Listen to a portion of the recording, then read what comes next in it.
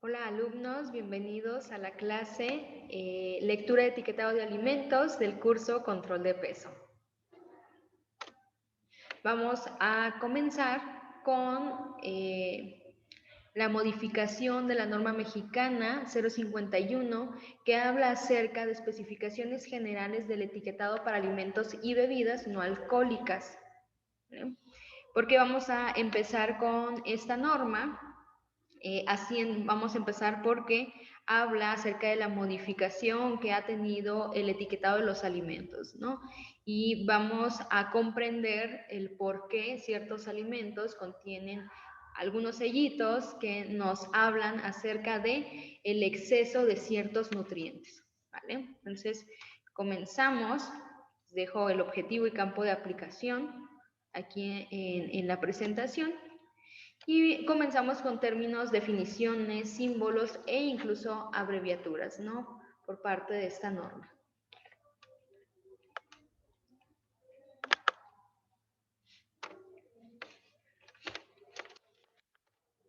Comenzamos con la parte de qué es un alimento.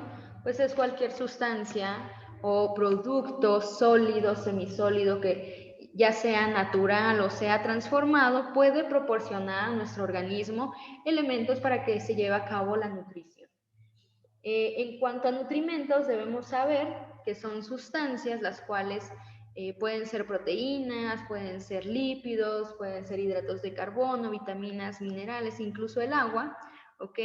Que consumidas estos nutrientes, estas sustancias, pues normalmente pueden ayudarnos en ciertos procesos metabólicos.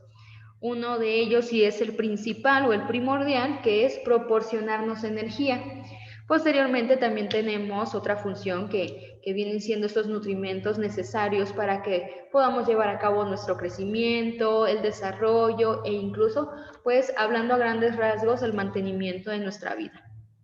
Ahora, cuya carencia en ocasiones, la carencia de estos alimentos o estos nutrientes más bien, pudiera generar deficiencias, lo cual pueden conducir a ciertos cambios químicos y fisiológicos característicos, ¿no? Por ejemplo, yo puedo presentar falta de energía, disminución del apetito, caída del cabello, piel áspera o reseca, entre algunas otras síntomas y signos de deficiencia. Ahora, ¿qué son aditivos? Los aditivos van a ser cualquier sustancia en cuanto esta no sea consumible normalmente como un alimento, ni tampoco que se use como un ingrediente básico de los alimentos. Entonces, estamos hablando que un aditivo puede ser un colorante, un saborizante e incluso espesantes, conservadores, edulcorantes y también emulsificantes. Ahora, debemos de distinguir entre azúcares y azúcares libres. Azúcares van a ser todos esos monosacáridos y disacáridos presentes en un alimento o en una bebida alcohólica. ¿Okay? Los azúcares son los que van a contener los alimentos. Y azúcares libres estamos hablando de monosacáridos, disacáridos disponibles añadidos a los alimentos, ¿ok? Y los azúcares también presentes de manera natural. ¿Vale? Edulcorantes van a ser sustancias diferentes de estos mono o disacáridos que van a tener un sabor dulce, ¿ok? Lo cual no nos va a generar kilocalorías, ¿vale? Y en cuanto a grasas trans, pues ya sabemos qué son las grasas trans, ¿verdad? Que son lípidos, los cuales se someten a un proceso de calor por hidrogenación a alta presión, lo cual hace un cambio en la composición química, que estamos hablando de aceites que eran en su origen líquidos, y terminan siendo sólidos, los cuales ya hemos hablado que las grasas trans aumentan el colesterol malo, que es la lipoproteína de baja densidad, y disminuyen la lipoproteína de alta densidad, ¿verdad? Las HDL. ¿Dónde se encuentran las grasas trans? Recordemos que se encuentran en alimentos que se pueden derivar de la res, como la leche, el yogur, el queso, ¿ok? Y también pueden estar, y eso generalmente es en los alimentos ultraprocesados, ¿verdad? Ahora, en cuanto a la grasa saturada puede estar presente en alimentos de origen animal, puede estar presente en alimentos ultraprocesados también. Recordemos que el consumo excesivo de grasa de grasa saturada, ¿a qué nos lleva? A aumentar el colesterol LDL, que es la lipoproteína de baja densidad, ¿no? Entonces, ¿qué pudiera generar eso? Así como un consumo excesivo de grasas trans, pues aumentar el colesterol que puede adherirse a las paredes arteriales, ¿no? Al endotelio y crear placa de ateroma, disminuyendo el flujo sanguíneo y en ocasiones pudiera desprenderse esta placa de ateroma y pudiera generar un coágulo, el cual viaje o un trombo ya junto con plaquetas incluso, y pudiera obstruir ciertas arteriolas, que si están presentes, si son arteriolas del corazón, pues pudiera generar un infarto, ¿no? Al miocardio, si están estas placas en la arteriola del cerebro, pudieran generar un infarto cerebral, ¿no? Entre algunas otras cuestiones que se pudieran generar antes de desarrollar esto. Ahora, hidratos de carbono simples van a ser los hidratos de carbono excluyendo la fibra. Recordemos que el sodio es un componente de la sal, ¿verdad? Que 1 gramo de sal contiene 390 miligramos de sodio. Y recordemos que el exceso de sodio es el principal factor para desarrollar hipertensión arterial. ¿Vale? Ahora tenemos kilocalorías para recordar cuál es el término de ellas, que es la medida de energía térmica, ¿no? Y que esta se abrevia con kilocalorías y que 1 kilocaloría es igual a 1000 calorías, ¿vale? Únicamente para hablar un poco aquí de la grasa trans, recordemos que la Organización Mundial de la Salud no recomienda elevar un consumo de ellas a más del 1% de las kilocalorías totales de nuestra dieta, ¿ok?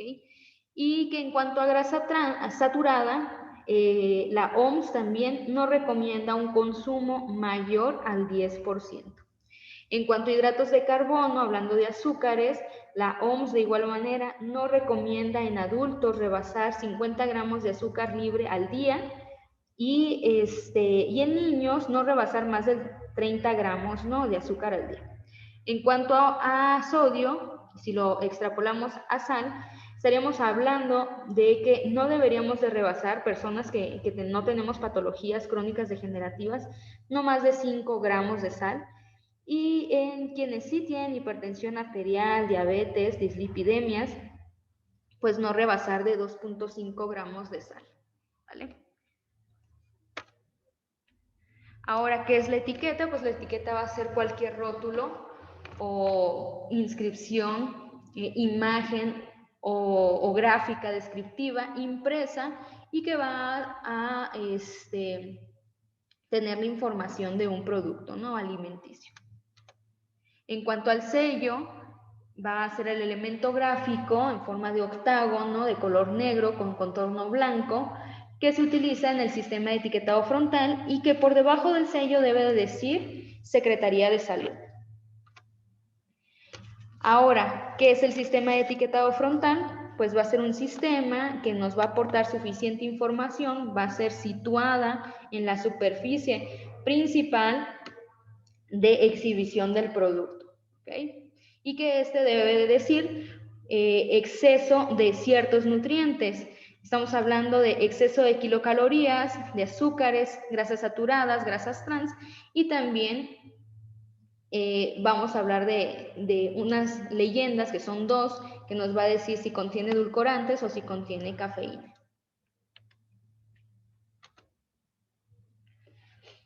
Ahora, algo muy importante que debemos de saber, que ahorita yo creo que nos hace un poco de ruido en cuanto a la etiqueta, vemos que algunos alimentos contienen un sellito que dice 4 sellos o 2 sellos o 3 sellos.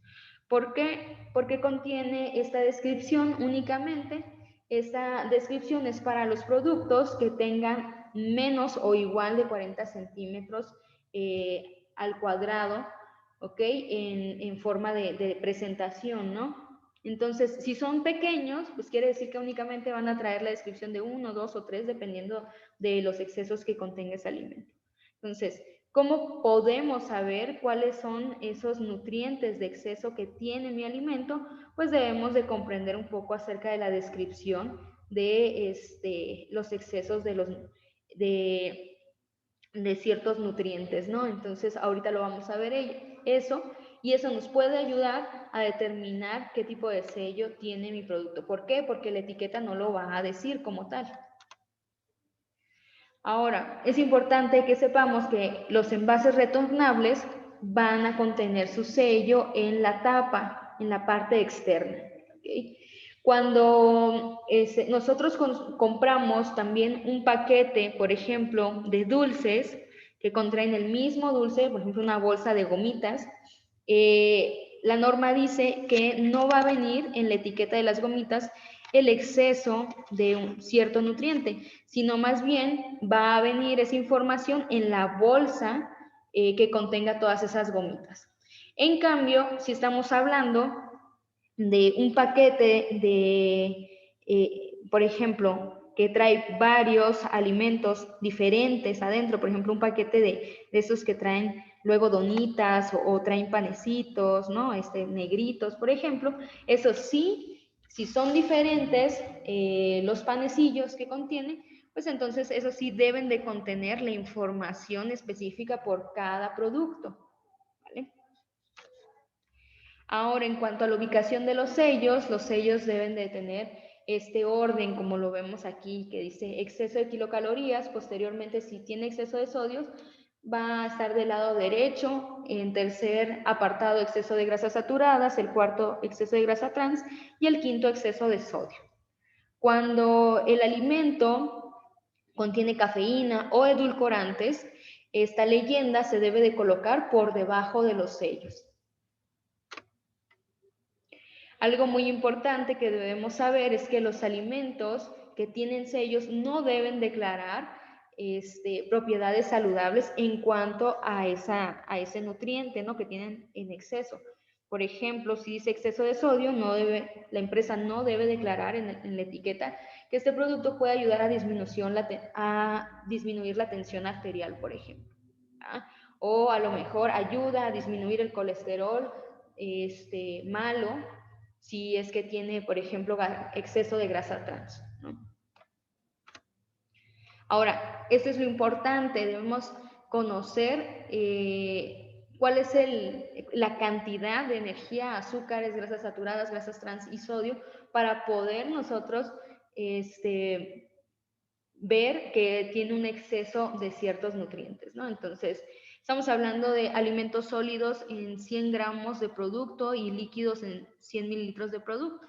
Quiere decir que por 100 gramos de, por ejemplo, unas papas, si tiene más de 175 o igual kilocalorías totales, pues se va a declarar que tiene un exceso de calorías mi producto. En cuanto a azúcares, si tiene más o igual al 10% del total de energía proveniente de azúcares libres, quiere decir que la empresa debe declarar que tiene un exceso de azúcar ese producto. ¿Okay? Estamos hablando, por ejemplo, si tiene 500 kilocalorías y específicamente 50 kilocalorías son destinadas, que vendría siendo un 10%, son destinadas a azúcares libres, entonces ese producto sí debe de tener el sello de exceso de azúcar. De igual manera sucede en la cuestión del exceso de grasas saturadas. En cuestión de la grasa trans, si más del 1% o el 1% del total de energía proveniente de las grasas trans por 100 gramos de producto, si eso es lo que contiene, pues entonces se declara exceso de grasa trans.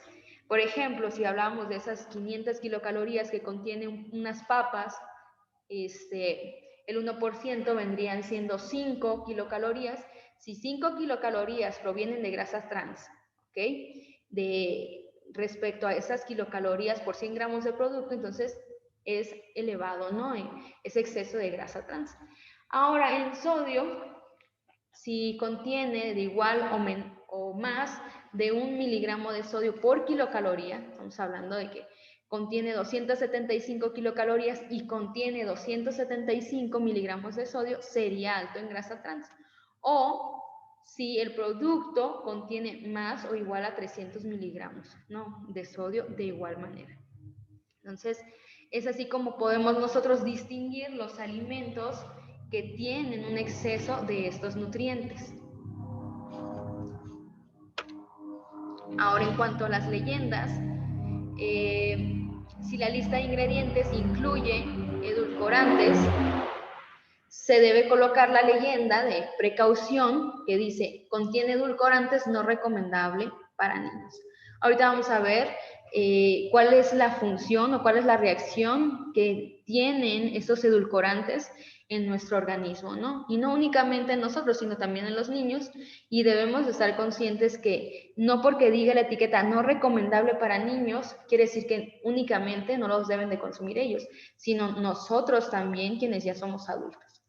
En el caso de la cafeína, de igual manera, no únicamente los niños. Si una persona tiene intolerancia o es alérgica a ello o le ocasiona una tensión arterial elevada o malestar estomacal, dolor de cabeza, no debería de consumirse.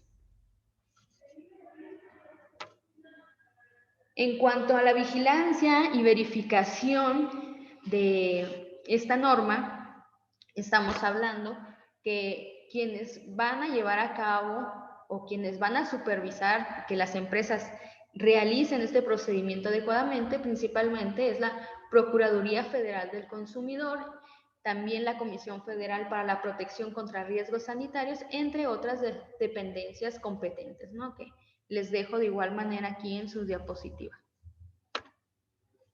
Ahora, en cuanto a la posición de los sellos, así es como los van a encontrar dependiendo del número de exceso de nutrientes que contenga.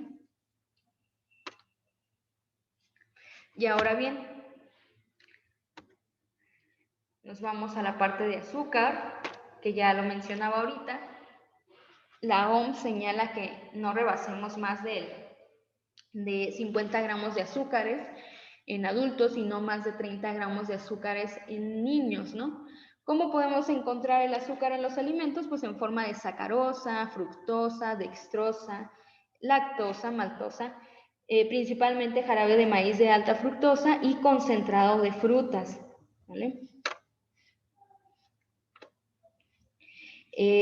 Se ha visto en México, y eso es preocupante, que somos uno de los primeros países con mayor consumo de productos industrializados.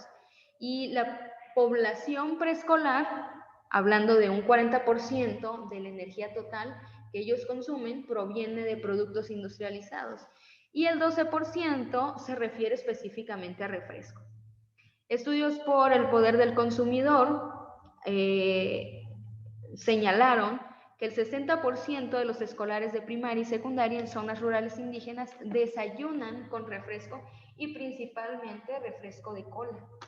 Y podemos ver esta gráfica que estamos hablando del consumo promedio de una persona al año.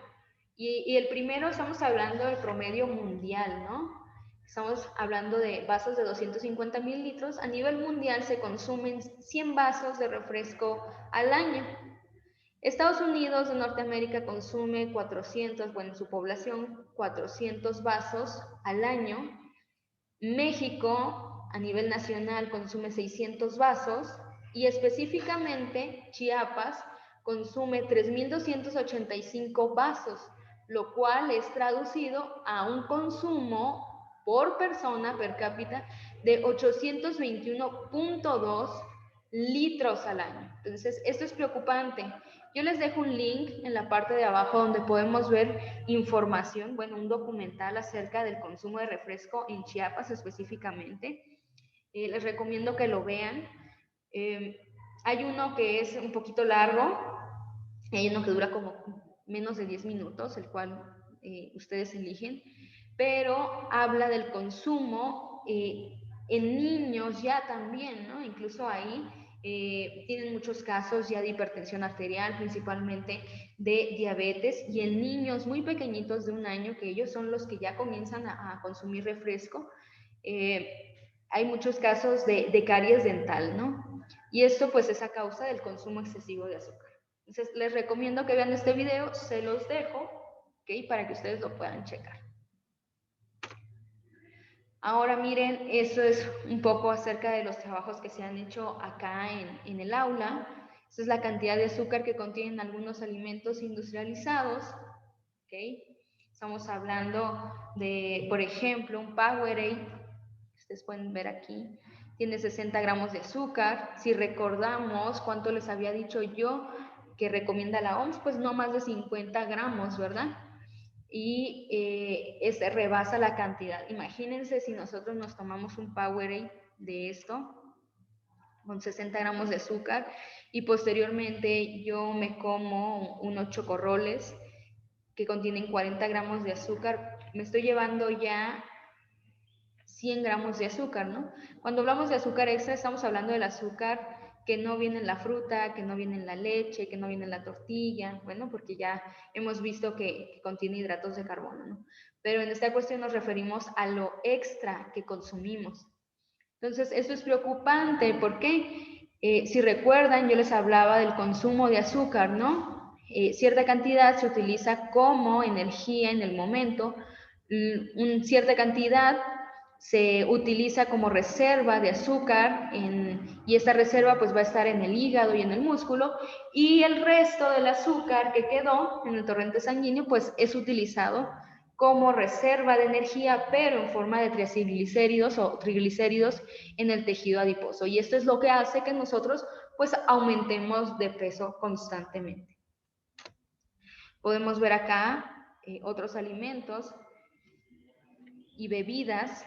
Peñafiel, por ejemplo, contiene 60 gramos.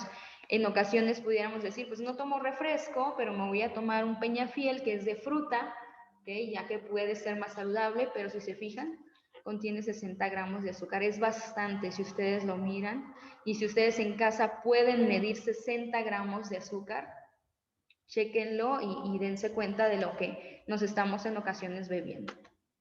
Por acá hay otro cartel. Por aquí tenemos otro.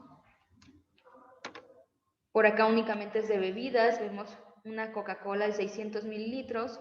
Anteriormente tenía 56 gramos, pero hoy en día, por la modificación de esta norma mexicana, la 051, pues estamos hablando que ahora este refresco contiene alrededor de 36 gramos o menos de azúcar, lo cual pudiéramos decir, pues qué bien, ¿no? Qué padre que ya disminuyó la cantidad Coca-Cola en cuanto a azúcar, pero resulta que contiene mayor cantidad de edulcorantes artificiales y esto no es tan benéfico para nuestra salud, y ahorita vamos a ver por qué. Ahora, en cuestión de grasas, pues sabemos que la cantidad de grasas totales pues va a oscilar entre un 20 y un 30%, ¿verdad? Cuando veíamos el diseño del plan alimenticio. Y ahorita les mencionaba que las grasas saturadas no deben de sobrepasar al 10%. En cuanto a las grasas trans, no deben de sobrepasar del 1%. Entonces, si una persona consume 2.000 kilocalorías al día, sacamos el 1%, lo cual nos vendrían siendo 20 kilocalorías, que si lo traducimos a gramos, lo dividimos entre 9, ¿verdad? Permítanmelo, y de igual manera lo estoy haciendo, entre 9 nos da 2.2 gramos, entonces no deberíamos de sobrepasar a 2.2 gramos de grasa trans, lo cual estamos hablando de una persona que consume 2.000 kilocalorías, pero en ocasiones nosotros necesitamos 1.500, 1.300, entonces si yo necesito 1.400 kilocalorías, el 1% de esas kilocalorías vienen siendo 14. Si esas 14 kilocalorías yo las divido entre 9, que recordemos que un gramo de lípidos nos aportan 9 kilocalorías, Entonces estaríamos hablando de 1.5 gramos para grasa trans. Pero resulta que esta norma mexicana también señala que si el producto por ración contiene menos de 0.2 gramos de grasas trans por porción, como les digo, puede declarar libre de grasa trans. Entonces, imagínense que yo me como unas mantecadas que traen 6 y tienen 0.2 gramos cada una, entonces multiplico 0.2 por 6, nos da 1.2 gramos de grasa trans.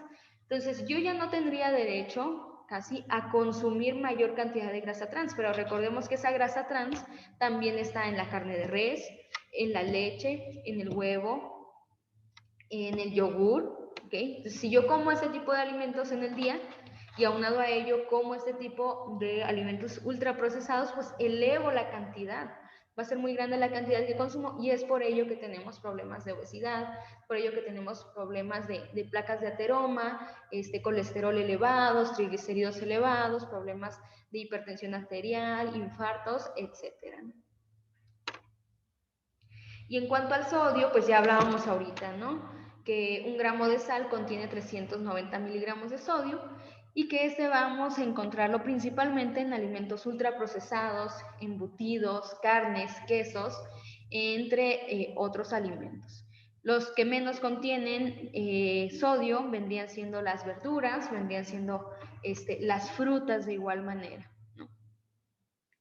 Y en cuanto a lo que podemos ver aquí, la OMS recomienda menos de 5 gramos al día de sal en personas sin patologías, como ya lo había mencionado, y menos de 2.3 gramos de sal en personas con hipertensión arterial, dislipidemias, entre otras patologías crónicas degenerativas. Y ahora vamos a la parte de edulcorantes artificiales. Vemos que los edulcorantes artificiales son productos generados para poder reemplazar el uso de hidratos de carbono, para disminuir el consumo de kilocalorías, y esto derivado ¿a qué? A que tenemos personas que tienen enfermedades como diabetes, las cuales el consumo excesivo de azúcares pues pudiera perjudicar su salud, ¿verdad? Entonces, la industria alimentaria optó por estos edulcorantes para poderlos agregar a bebidas light, a productos bajos en kilocalorías, para poderlos agregar a la repostería dietética, para agregarlos a los chicles, ¿ok? Al azúcar de mesa, como lo hemos podido en ocasiones consumir, Splenda, Stevia, ¿verdad? Entre otros. Y hay ciertas controversias en cuestión de la salud. Hay quienes afirman que el exceso del consumo de edulcorantes artificiales pues puede perjudicarnos, ¿no? Y esto lo marca la Organización de las Naciones Unidas para la Agricultura y la Alimentación, que es la FAO, y también la OMS, o como la conocemos, OMS, Organización Mundial de la Salud. Y ellos han establecido una IDR, que es una ingesta diaria recomendada, ¿ok? La cual no podemos rebasar de esa cantidad porque pudiera generar ciertos daños principalmente a nivel celular. Y existen dos tipos de edulcorantes y estamos hablando de edulcorantes naturales y edulcorantes artificiales. Comenzamos por los naturales. Está la sacarosa, ¿okay? Originaria de la isla llamada Papúa de Nueva Guinea, pues fue trasladada por los navegantes a China y la India, ¿no? Esto más o menos en el siglo XIII, ¿ok? Aquí se empezó a llevar a cabo el cultivo de caña de azúcar y se fue extendiendo por todo el Mediterráneo. Este edulcorante pues es el más importante, es el que la mayoría de la gente utilizamos, tiene un grado de solubilidad muy elevado, y se emplea en la elaboración de muchísimos alimentos. De igual manera nosotros lo utilizamos para endulzar, ¿verdad? El café, el té, tisanas, infusiones, aguas, entre otras bebidas. Entonces, la sacarosa se obtiene de la caña de azúcar y esta se da principalmente en zonas muy húmedas y tropicales. El subproducto que podemos obtener de la caña de azúcar es la melaza. Esta es una sustancia o un residuo que es muy cristalino, y es del proceso final es el proceso final del refinamiento, ¿no? Del azúcar. Entonces, se elabora mediante la cocción del jugo de la caña de azúcar hasta que pueda llegarse a la evaporación parcial del agua. Y así es como se produce la melaza, que viene siendo muy cristalizada y es un producto muy meloso, muy pegajosito. Su aspecto es similar al de la miel de abeja, aunque el color va a ser muy oscuro y prácticamente casi negro. Se utiliza la melaza como principalmente para obtener energía rápidamente, porque es un hidrato de carbono simple, pero principalmente se utiliza para alimentar a los rumiantes, ¿no? A la res, ¿ok? Porque es de muy bajo costo y con ello pueden aumentar su peso rápidamente. Pero pues esto viene siendo a causa de ¿qué? Si es azúcar simple, recordemos que hay una transformación de glucosa a triglicéridos, que viene siendo la lipogénesis. Entonces, pues, este aumento de peso en los rumiantes vendría siendo a causa de ¿qué? Pues de un exceso de tejido adiposo, ¿no? Y van a tener mayor cantidad de grasa. Otro edulcorante natural vendría siendo el caramelo comercial, que es igual sacarosa, que se somete a una temperatura muy elevada de alrededor de 220 grados centígrados durante alrededor de 10 a 15 minutos. Y es el que encontramos en diversas paletas, en diversos caramelos, entre otros dulces, ¿no? Así como los que podemos ver en la diapositiva. También tenemos un edulcorante natural, que es el piloncillo. Este se obtiene también a partir de la evaporación y cristalización del jugo de caña de azúcar, solo que sí, es cocido a altas temperaturas de igual manera y se deja en ciertos moldes en forma de prisma y ahí se pone a secar para que se pueda solidificar. Este piloncillo pues es muy rico en potasio, magnesio, cobre, hierro y tiene ciertas cantidades de flúor e incluso selenio. Ahora la miel, un edulcorante muy antiguo, de igual manera, este fluido es súper dulce y muy viscoso, ¿verdad? Y sabemos que es producido por las abejas. De igual manera es un azúcar simple, un azúcar que va a ser rápidamente absorbido, ¿verdad? Y que también le da cierto sabor a bebidas y alimentos, ¿no? Y hay que tener cuidado porque, pues de igual manera, si se consume en exceso, pues sabemos que el exceso de azúcar en el torrente sanguíneo termina formándose en triacilglicéridos. Tenemos otro edulcorante natural. Al anterior sí nos aportaban kilocalorías, no, y es 10 veces más dulce que la sacarosa. Lo podemos encontrar en esta planta que ustedes pueden ver en la imagen, que es el regaliz. Esta vendría siendo, lo de abajo sería la raíz, ¿vale? Tenemos otro natural que es la stevia.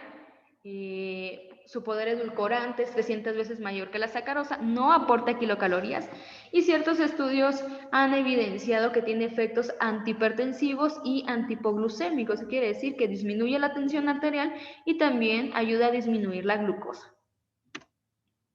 Hay otro edulcorante artificial, acalórico, que quiere decir sin kilocalorías, que no nos aporta energía, y vendrían siendo el luohangu y la taumatina, ¿no? El luohangu es un extracto de un fruto de la planta Ciraitia, o la podemos encontrar como momórdica.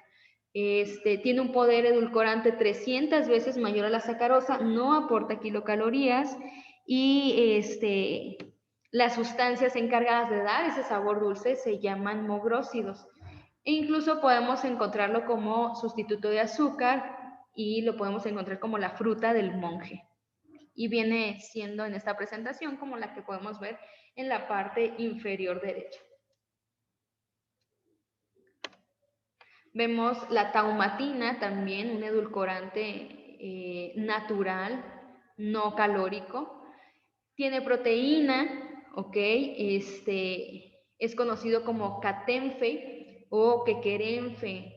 Este se da en África y tiene un poder edulcorante sumamente alto, que este es el más alto que podemos encontrar, que puede ser de 2.500 veces mayor que la sacarosa.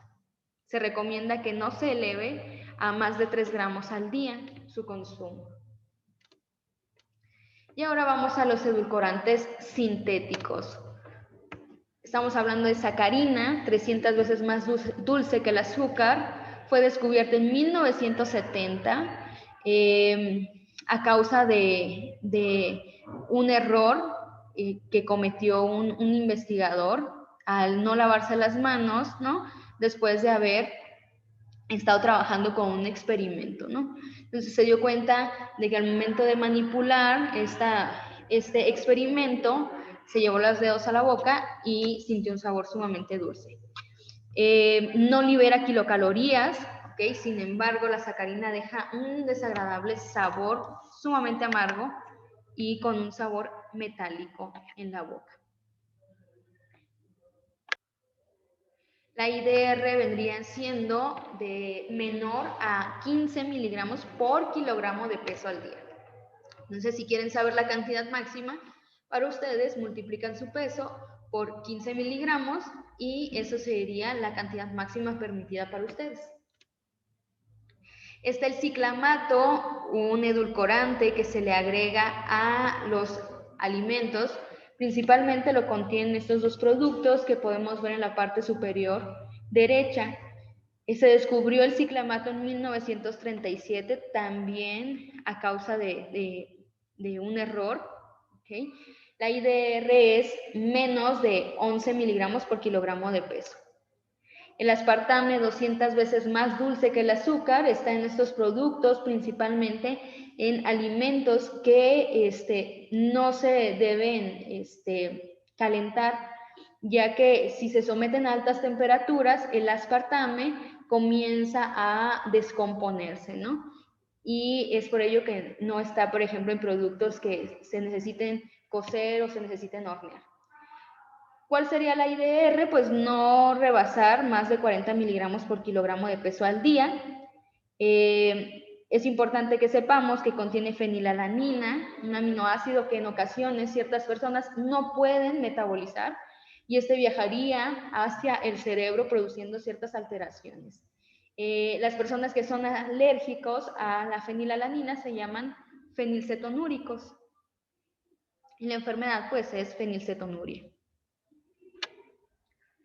La sucralosa, aprobada en 1998, que es la que utilizamos como Splenda, 600 veces más dulce que el azúcar, no provee energía, no se absorbe y se excreta por la orina. La IDR vendría siendo no rebasar 15 miligramos por kilogramo de peso al día. Acesulfame de potasio siempre está en los productos light, como los refrescos, los quesos, las papas. La IDR vendría siendo igual menos de 15 miligramos por kilogramo de peso y es hasta 200 veces más dulce que el azúcar común, que la sacarosa. Ahora, ¿cuáles son los daños que pudieran generar estos sustitutos de azúcar, estos edulcorantes principalmente artificiales? ¿Cuáles daños pudieran generar a la salud? Pudieran generar un daño citotóxico, ¿no? Todos estos daños se han visto principalmente en ratas de laboratorio, ¿vale? Entonces, este daño citotóxico quiere decir que hay una alteración en las células, ¿ok? Principalmente células pancreáticas de los senos también pudieran generar alteración en el colon y esto traducido vendría siendo generar cáncer, ¿vale? A su vez existen reportes que sostienen no haber encontrado ningún tipo de alteración celular en ratas igualmente de laboratorio.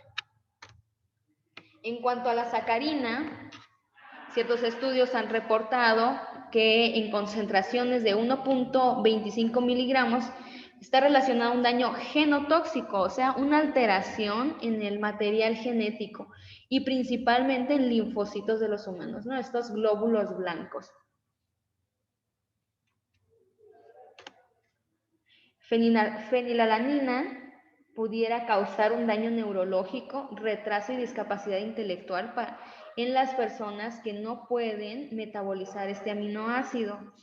Pudieran generarles discinesia tardía. También les dejo un link abajo para que ustedes puedan ver cómo una persona que tenga ese padecimiento pudiera verse, ¿no?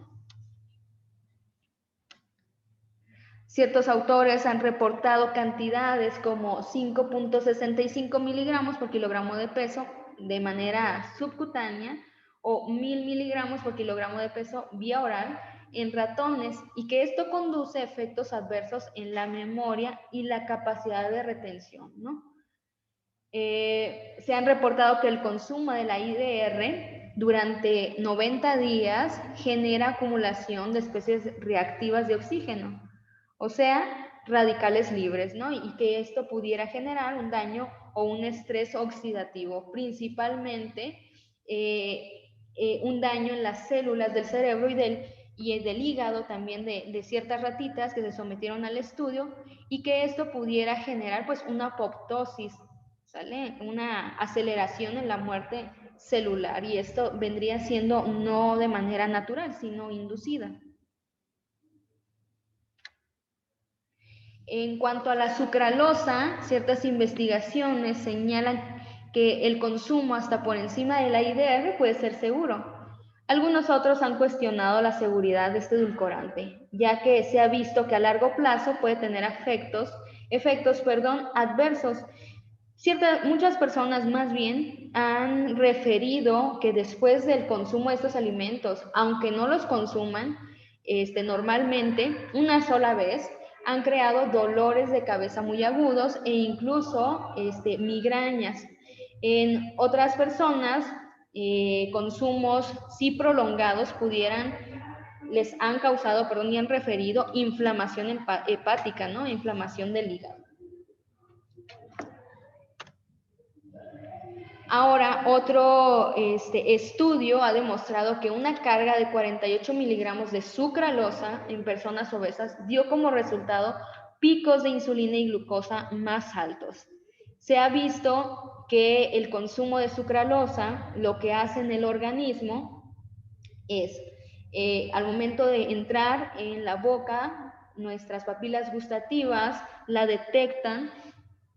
Hay un sistema que se llama sistema nervioso entérico, el cual llega una señalización al cerebro, el cerebro prepara al páncreas y lo prepara para que libere insulina cuando llegue la glucosa al torrente sanguíneo. Pero como no hay glucosa, el páncreas libera mayor cantidad de insulina, lo cual hace es estimular los receptores de insulina en los tejidos y causar un daño en esos receptores, produciendo, pudiera ser, resistencia a la insulina, y posteriormente, si esta resistencia aumenta, pues entonces pudiera generar diabetes. ¿Okay? Entonces, esto es lo que pudiera generar sucralosa. En cuanto a edulcorantes naturales, los glucósidos de esteviol indican que puede ser una terapia anticancerígena, ya que esos son agentes antioxidantes, antiinflamatorios, antihipertensivos y reguladores de la glucosa en sangre. Ahora, en cuanto a efectos metabólicos de los edulcorantes naturales no nutritivos, se ha descrito que la ingesta calórica promueve el consumo de edulcorantes, promueve que el consumo de edulcorantes podría relacionarse con la respuesta evolutiva del consumo de glucosa y la detección por los receptores del sabor dulce. ¿Qué es lo que pasa? El cerebro reconoce el sabor dulce, prepara el suministro de energía, ¿ok? Se prepara porque cree que va a obtener energía, y cuando no hay energía, lo que sucede es que si no hay kilocalorías, el organismo tiende a compensar la ingesta calórica con un incremento en el apetito, lo cual me puede hacer consumir mayor cantidad de alimentos e indirectamente estos edulcorantes no nutritivos me pudieran llevar a un aumento del peso. Otro aspecto negativo con estos edulcorantes no nutritivos en el metabolismo de la generación de intolerancia a la glucosa, pues se ha visto lo que mencionaba anteriormente, ¿no? Una intolerancia a la glucosa a causa de una resistencia a la insulina. Ahora, un estudio de Suez y colaboradores comprobaron en pacientes diabéticos que el consumo de edulcorantes, como lo es la sucralosa, el aspartame e incluso la sacarina, presentes en bebidas que normalmente consumimos, que son cero o que son light, afectan también la microbiota intestinal, produciendo una disbiosis, que quiere decir un desbalance entre los niveles de bacterias benéficas y bacterias dañinas, ¿no? Entonces va a haber una alteración, lo cual esto también pudiera generar una alteración en la glucosa sanguínea, produciendo de igual manera una resistencia a la insulina. Y esto sería todo en esta parte de etiquetado de alimentos. Espero les sea sumamente útil y que a manera de conclusión es que todo con medida, de igual manera, pero todo con medida en cuestión principalmente de azúcares como la sacarosa, ¿ok? Principalmente, ¿no? En cuestión de edulcorantes artificiales, yo les recomendaría que no los consumiéramos, ya que estos tienen un daño mayor, ¿ok? A largo plazo, que incluso la sacarosa. Si la sacarosa la consumimos en cantidades normales, pues vamos a tener un peso estable, niveles de triglicéridos y colesterol estable, ¿verdad?